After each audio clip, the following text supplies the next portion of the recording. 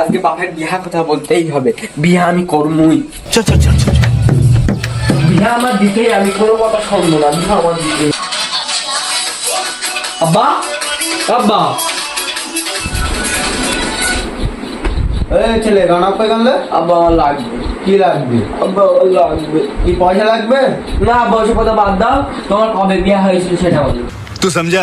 हाँ नहीं तू समझा नहीं। কেন এই খবর তুই এখন জানবি কেন?